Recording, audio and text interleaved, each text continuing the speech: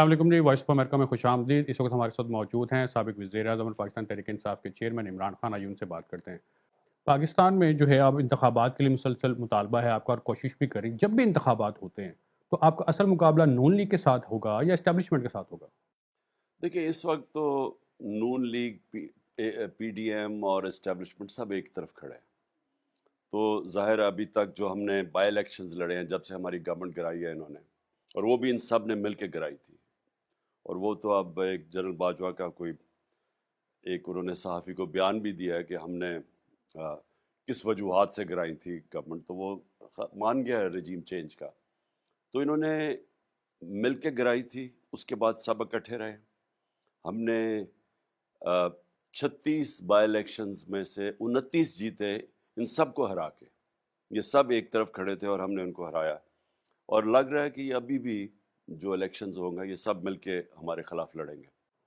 आप जब से हुकूमत से निकले हैं और जब से असम्बलियाँ तहलील हुई है, आप मीडिया की हेडलाइन तो बन रहे हैं, लेकिन आपको नहीं लगता कि आप अपने सियासी अहदाफ नहीं हासिल कर सके, जो कि आपकी एक सियासी नाकामी है, सियासी मुखालफिन समझते हैं? देखिए, इस वक्त तो हमारी एक ही कोशिश थी, साफ और शफाफ इलेक्शन। साफ इलेक्शन तो हो नहीं सकते और शफाफ इलेक्शन हो नहीं सकते यहाँ, लेकिन इलेक्शंस हो सकते हैं, क्योंकि इलेक्शन कमीशन भी इनके साथ ही खड़ी हुई है, एस्टेब्लिशमेंट इनके साथ है, पार्टीज इनके साथ है। अब इन्होंने केयर टेकर गवर्नमेंट्स पंजाब और केपी में जो बनाई है, वो यानी इतनी जानबदार गवर्नमेंट्स केयर टेकर पाकिस्तान की तारीख में नहीं बनी। सारे नीचे जो अमला है वो भी ले आए हैं, जो जो पुलिस वाले हैं वो ले आए हैं इलेक्शन की धांधली करने के लिए। तो क्या आप ये कह रहे हैं कि हम कामयाब हुए हैं या नहीं? हम समझते हैं कि हम कामयाब हो गए हैं, क्योंकि आज अदालत के अंदर केस है और जो लग रहा है कि 90 दिन से आगे अब वो नहीं जाएंगे इलेक्शंस में पंजाब और पख्तूनख्वा में। और मेरा ये सोच है कि अगर इन दो सूबों में, जो कि 66% पाकिस्तान है, अगर यहाँ इलेक्शंस हो गए तो जनरल इलेक्शंस करने पड़ेंगे। अभी आपने कहा कि एस्टेब्लिशमेंट न्यूट्रल नहीं है, तो इसका मतलब है कि जो एस्टेब्लिशमेंट के अहम तरीन प्लेयर्स हैं, आपका उनके ऊपर 100% एतमाद नहीं है। नहीं, देखें, अभी तो वही जनरल बाजवा की पॉलिसीज चल रही हैं, और जनरल बाजवा ने तो अब खुद ही कह दिया है कि उन्होंने गवर्नमेंट गिराई थी क्योंकि जो भी वो कहते थे मुल्क को ख़तरा है। तो उसके बाद जिस जो गवर्नमेंट लेके हैं वो उसने मुल्क का माशत की तो बिल्कुल तबाही कर दी, बल्कि हर तरह मुल्क नीचे चला गया। बल्कि आज जो हालात हैं पाकिस्तान के, हमारी तारीख में कभी इतने बुरे हालात नहीं थे जो आज हैं। जनरल बाजवा अब टीवी पे आके ये तस्लीम कर चुके हैं कि फ़ौज बतौर इदारा सियासत में मुलविस रही है। बतौर साबिक वज़ीर-ए-आज़म आप समझते हैं कि उनके खिलाफ आर्टिकल 6 के तहत कार्रवाई होनी चाहिए? देखिए, इनके ऊपर बिल्कुल अब बल्कि फ़ौज के अंदर बैठ के इनके ऊपर इंक्वायरी होनी चाहिए कि इनके अपने बयान जो इन्होंने दिए हैं, और बड़े फ़ख्र से और बड़े एक तकब्बुर से, कि मैंने फ़ैसला किया कि मुल्क के ये हालात थे, जिस तरह के वो कोई माशत के एक्सपर्ट्स हैं। तो इसके ऊपर अंदर सोचना चाहिए कि देखिए इससे हुआ क्या। अवाम और इस्टेब्लिशमेंट फैसले बढ़ गए हैं। जो सारी कौम समझती थी कि इन्होंने जनरल बाजवा की वजह से ये गवर्नमेंट गिरी है, वो अब उन्होंने खुद ही तस्लीम कर लिया है। तो अब तो उन्होंने पर्दा ही हटा दिया उस चीज़ से, जो कि पहले लोगों के जो लोगों का एक शक था, बल्कि शक भी नहीं, लोगों को वाज़ेह हो गया था कि आर्मी चीफ ने गवर्नमेंट गिराई है। मौजूदा जो मुल्क में दहशतगर्दी बढ़ रही है, आपके सियासी मुखालफिन ये तासुर देने की कोशिश करते हैं कि इसके पीछे आप हैं, क्योंकि आपके दौरे हुकूमत में कुछ ऐसे लोगों को छोड़ा गया जो अब दहशतगर्दी की वजह है। दुरुस्त है ये तासुर? देखिए, ये बिल्कुल इतनी बेबुनियाद चीज़ें कही जा रही हैं। मैंने पिछली यानी 2021 की गर्मियों से मैं जनरल बाजवा को वार्न करता गया कि अफ़गानिस्तान का जो जो भी अब अमेरिकन जब जाएंगे तो पाकिस्तान पे फॉल आउट आएगा उसका, और हमें तैयारी करनी चाहिए। बल्कि मैं समझता हूँ कि हम बच गए, इससे भी ज़्यादा इंतहा की दहशतगर्दी होनी थी अगर वो वहाँ सिविल वॉर हो जाती अफ़गानिस्तान में, और अफ़गान आर्मी अगर ना सरेंडर करती और सिविल वॉर हो जाती, तो उसके और ज़्यादा असरात आने थे पाकिस्तान में। तो मैं तो तब से तैयारी करवा रहा था, और मैंने उनका काम था सिक्योरिटी, जनरल बाजवा का, उनको मैं कहता भी गया। मैंने अपनी सारी कैबिनेट को बताया कि हमारे लिए बड़ा मुश्किल टाइम है और हमें तैयारी करनी चाहिए। तो हम बिल्कुल यानी इसके ऊपर मीटिंग्स भी हमने की। हमारी सोच ये थी कि जब ये आएंगे टीटीपी पाकिस्तान, क्योंकि जब तालिबान ने टेक ओवर किया तो उन्होंने पाकिस्तान आना था, 30-40 ہزار لوگوں نے ان کی فیملیز ملا کے.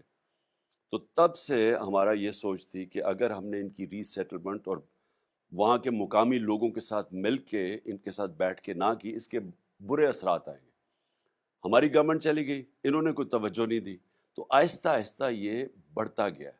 اور خاص طور پہ پختونخوا کے اندر لوگوں کو اس وقت خوف ہے کہ یہ پھر پرانے زمانے کی دہشت گردی نہ شروع ہو جائے. جنرل باجوہ کامیاب آرمی چیف تھے یا نہیں؟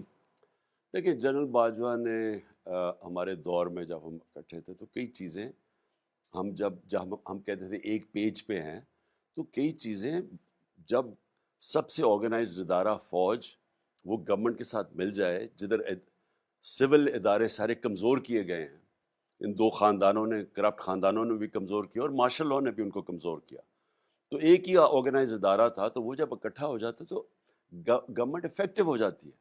لیکن جو انہوں نے یہ سازش کر کے رجیم چینج کی، جو رجیم چینج کرنے سے سال پہلے انہوں نے سازش شروع کر دی تھی، اس کی وجہ سے بہت آج پاکستان میں جو بحران ہے اس کے وہ ذمہ دار ہیں.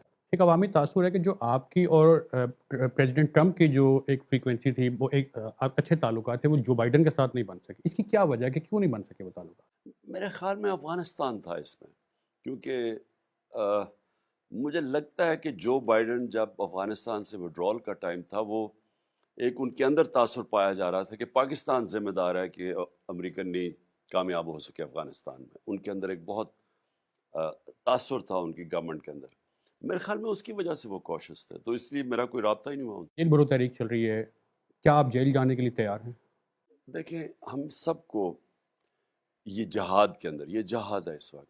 ایک ملک کے اوپر فیشزم امپوز کی جا رہی ہے. کبھی اتنا تشدد کسی پولیٹیکل پارٹی کے کارکنوں میں ہوا ہی نہیں، مارشل لاء میں بھی نہیں ہوا. میں جنرل مشرف کی، میں ان کی سخت اپوزیشن کرتا تھا.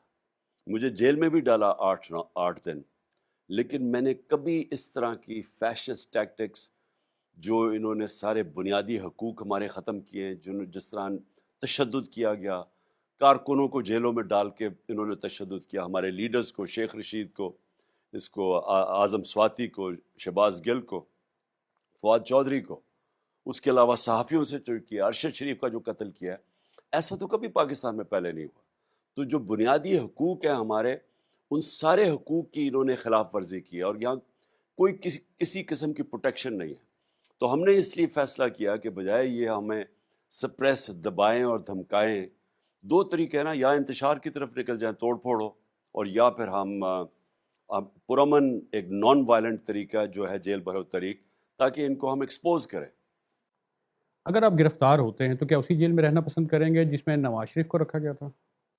دیکھیں، مجھے تو کوئی فرق نہیں پڑتا گرفتاری کا. میرے اوپر تو قاتلانہ حملہ ہوا ہے، تو میں تو ایک دوسری زندگی ہے میری. تو جیل میں جانے سے مجھے تو کوئی خوف نہیں ہے، اور خاص طور پہ آج کے ماحول کے اندر میں کئی دفعہ سوچتا ہوں کہ جیل میں تو چلا جاؤں گا، کیا یہ اس کا فال آؤٹ، گیون کہ پاکستان کی معیشت کے کیا حالات ہیں، کیا یہ برداشت کر لیں گے اس وقت؟ اور مجھے لگ ایسے رہا ہے کہ ان کو صرف اور صرف ڈر لگا ہوا ہے کہ کسی نہ کسی طرح عمران خان کو الیکشن نہ لڑنے دیا جائے، چاہے جیل میں ڈالو، چاہے ڈسکوالیفائی کرو، کیونکہ سب مل کے بھی خوف زدہ ہیں کہ جب بھی الیکشن ہوں گے یہ سب ہار جائیں گے. وائس آف امریکہ کو ٹائم دینے کا بہت شکریہ.